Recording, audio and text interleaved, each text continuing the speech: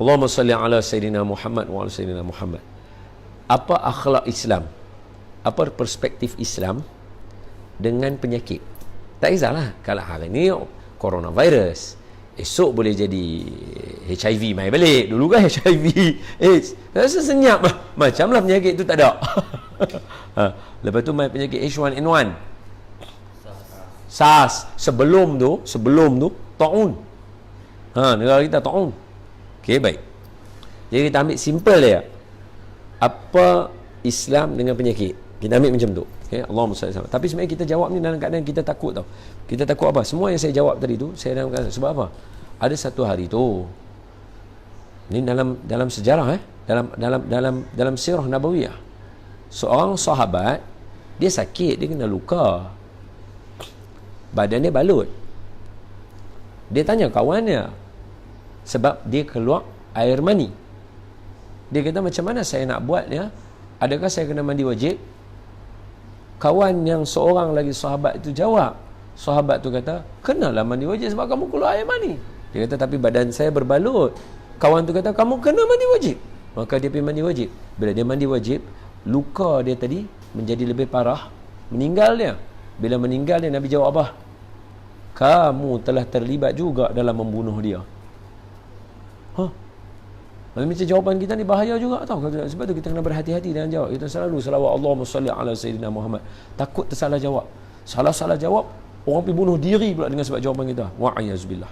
Nampak? Lepas tu kena jaga-jaga. Terus kita jawab pun takut. Tapi jangan takut. Sebab apa? Jawapan yang kita bagi, insya-Allah berasas. Apa jawapan kita? Sahabat Nabi pun lebihlah berasas. Cuma itu mungkin jadi pengajaran pada kita supaya jangan jawab tu terlalu riak ataupun macam, inilah jawapan aku, kalau hamba tak ikut hamba jahanam. Dia bukan macam tu. Saya berani jawab juga sebab isteri saya doktor, saya pun ada maklumat sikit, dan kita boleh jawab berpada-pada jawapan. Baik. Pertama, soalan. Sebab semua orang duk buat macam jadi gila hari ni kan, duk buat Allahu Akbar ni, beli emas apa semua ni, ya Allah ni. Okey, soalan dulu sebelum nak jadi gila tu, bawa bertenang Ustaz. Soalan apa dia? Dalam sejarah manusia ada tak orang yang kena penyakit dalam sejarah? Ada tak? Ada. Siapa dia? Orang ni mulia. Kita tak akan setanding dengan dia. Tak ada manusia yang boleh setanding dengan dia. Dia mulia. Siapa? Ceritanya ada dalam Al-Quran. Siapa? Nabi Ayub alaihi salam. Nabi Ayub alaihi salam sakitnya teruk. Allahu Akbar, la haula wa la quwata illa billah. Buka surah Al-Anbiya ayat 83. Kita buka. Tak ada masalah, kita boleh buka. Quran ni duduk kat kita. Lain, kalau ambil Quran betul sikit lagi kemas lain. Tuan atas tu lain. Warna hijau tu. Pegang handphone ni dia macam tak syok pula buka Quran pegang handphone ni. Dia tak feel. Dia tak jadi. Bismillah. Masih ni.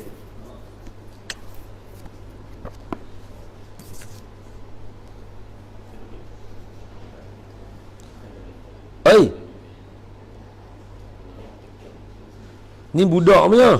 La haula wala quwata illa billah. Tak, bukan. Kertas dalam ni Quran ni orang punya, budak punya. Tapi nampak sangat, ya Allah. Apa dia? Ujian saringan tilawah Quran. Lulus tinggal Quran dia. La haula wala quwata illa billahil aliyil azim. Budak-budak, ya Allah. Surah apa tadi? Anbiya. Surah Anbiya. Mana surah Anbiya? Anbiya. Aywah. 322. Okey. Sian dia tunjuk ni, malulah dia kalau nama dia nanti. Okey, surah Anbiya ayat 83. Surah Anbiya ayat 83. وَأَيُّوبَ إِذْ نَادَى رَبَّهُ أَنِّي مَسَّنِيَ الضُّرُّ وَأَنْتَ أَرْحَمُ الرَّاحِمِينَ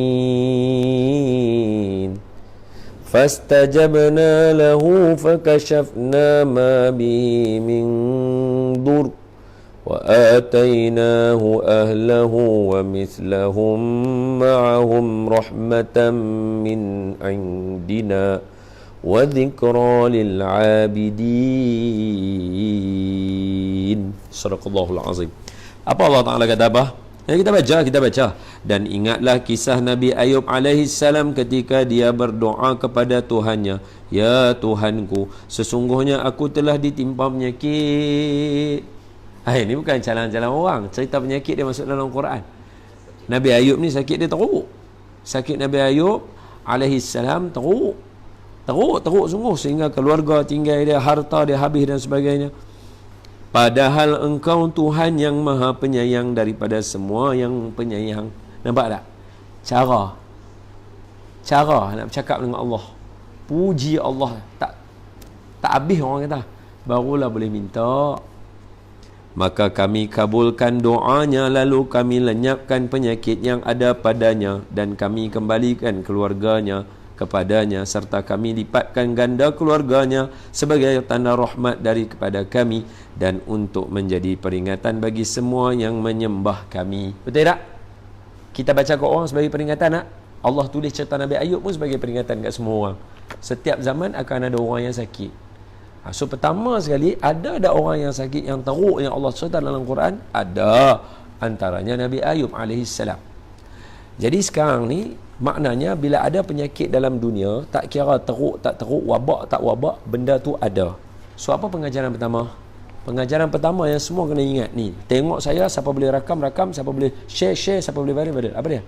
Jangan hidup kat atas muka bumi duk buat action macam kita tak ada penyakit. Betul tak betul? Jangan duk buat act, bercakap macam hang takkan jumpa penyakit-penyakit bahaya. Jangan duk cakap lagu tu. Betul tak?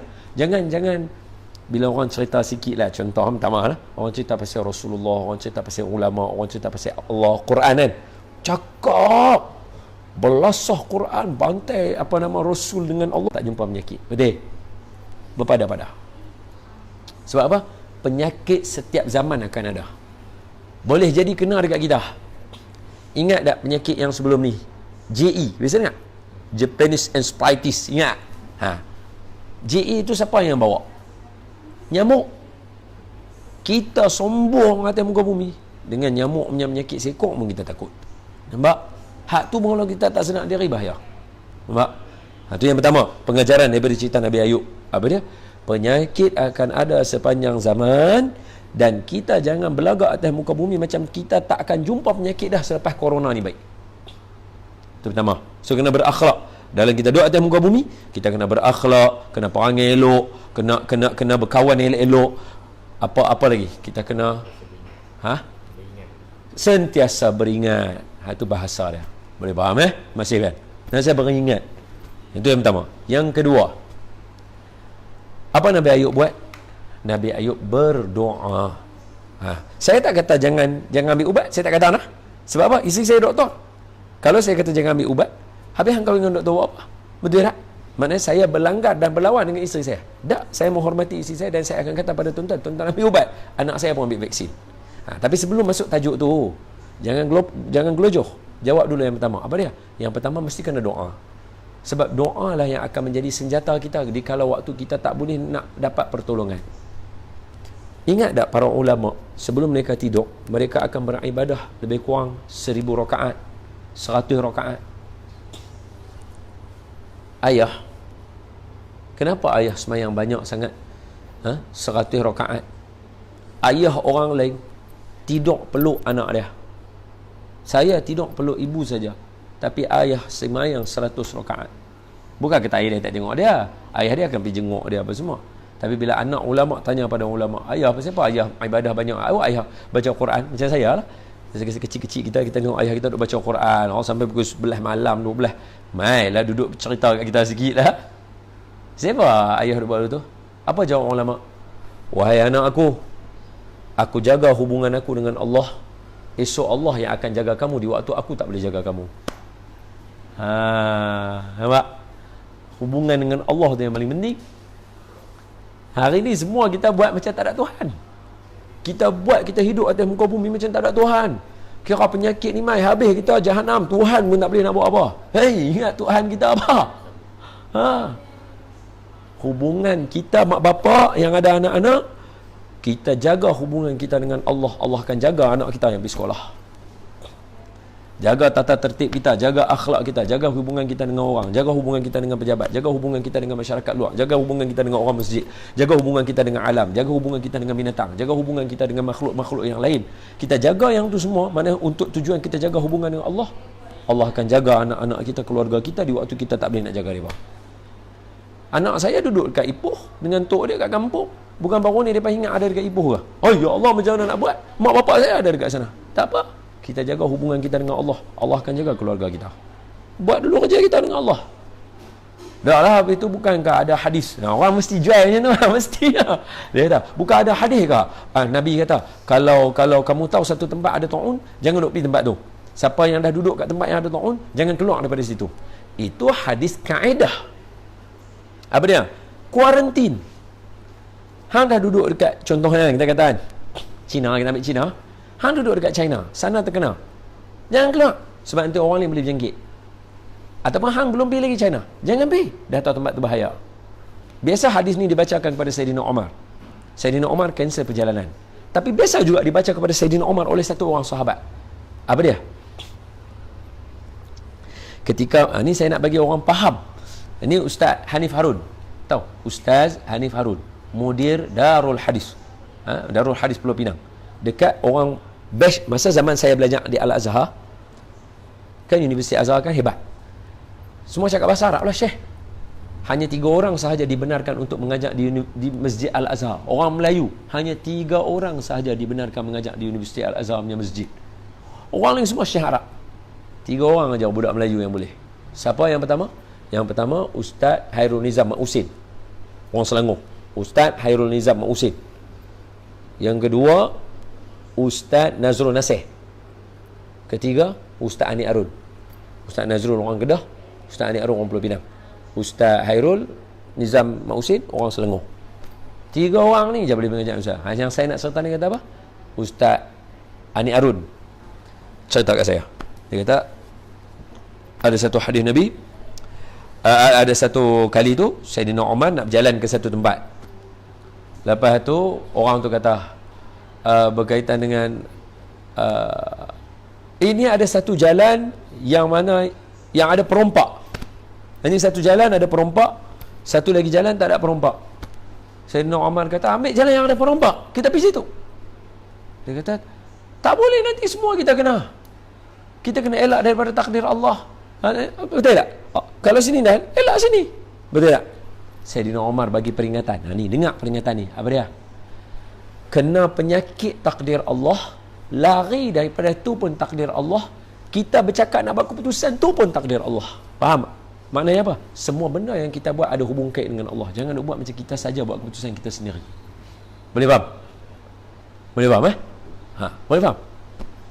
Jangan kita cakap macam, oh jangan kita ni Allah bagi kita benda lain, kita buat ni, ini tak habis yang nu takdir Allah, habis yang ni takdir siapa? Takdir iblis, syaitan, Allah juga. Nampak wallahu alam. Jadi yang pertama tadi apa dia? Yang pertama, jangan buat lupa diri. Hari ni main penyakit corona, esok boleh main penyakit Corolla, kereta baru keluar apa mana, atau jadi gila boleh dia. Hari ni penyakit corona, esok boleh main penyakit lain. Dulu memang ada Toyota Corona tau. Dulu ada Toyota Corona tau. Dulu boleh main, lah ni boleh main penyakit corona, esok-esok pun boleh main penyakit lain lagi. Jadi jangan duk buat hidup atas muka bumi ni lupa diri. Itu pertama. Yang kedua, doa dengan Allah Ta'ala. Buat ibadah, jaga hubungan dengan Allah dulu, Allah akan jaga keluarga kita. Yang ketiga, apa dia? Jom kita cari ayat. Ada nak Nabi Ayub? Nabi Ayub macam mana, berdoa ya kah? Tak. Nabi Ayub Allah suruh berubat. Tengok ayat dia. Saya bagi, jangan takut, kita member mesti bagi punya. Surah Sad ayat 42. Sad 42. Ada tu. Tu. Ayah. Ayat 42. Baik, tengok Allah Ta'ala kata apa? وَاذْكُرْ عَبْدَنَا أَيُّوبَ إِذْ نَادَى رَبَّهُ أَنِّي مَسَّنِيَ الشَّيْطَانُ نصب وعذاب. Dan berkatalah, ingatlah hamba kami Nabi Ayub ketika dia menyeru Tuhannya, sesungguhnya aku diganggu oleh syaitan dengan penderitaan dan bencana.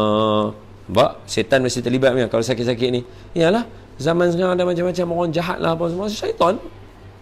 Allah Ta'ala kata apa dekat Nabi Ayub? Nampak? Urkud birijlik hadha mughtasalun baridun wa syarab. Allah katakan kepada Nabi Ayub, hentakkanlah kaki kamu, inilah air yang sejuk untuk mandi dan untuk minum. So Nabi Ayub, Allah kata hentak kaki, hentak kaki dia, keluar air banyak. Nabi Ayub ambil air tadi tu, makan, minum. Ni seolah-olah nak buat apa? Usaha untuk dapatkan ubat. Nampak? Wa wahabna lahu ahlahu wa mislahum ma'ahum rahmatan minna wa dhikra li ulil albab. Dan kami anugerahkan baginda Nabi Ayub dengan mengumpulkan kembali keluarganya yang tinggalkan dia dan lipat gandakan jumlah mereka jadi anak-anak yang ramai sebagai rahmat daripada kami, dan kemudian menambahkan harta kepada Nabi Ayub alaihi salam. Apa pengajarannya? Nabi Ayub pun berubat juga. So kita fas'alu ahla zikri in kuntum la ta'lamun. Tanya orang yang tahu kalau tak tahu. Dan ni orang yang tahu dalam bab ni doktor. So jangan viral benda yang bukan mai daripada doktor. Jangan viral. Dengar aja keluarga kita atau kawan-kawan kita yang mana doktor, tanya depa. Depa akan bagi pandangan pada kita. Okey? So jangan viral yang pelik-pelik. Ambil ubat yang elok-elok. Buat keadaan sewajarnya, hidup dengan kehidupan cara orang Islam yang betul. Jaga kebersihan, jaga halal haram, jangan duk pergi tempat merepek-repek merapu ke dana orang panggil. Duit elok-elok boleh dapat. Wallahu a'lamu bis-shawab.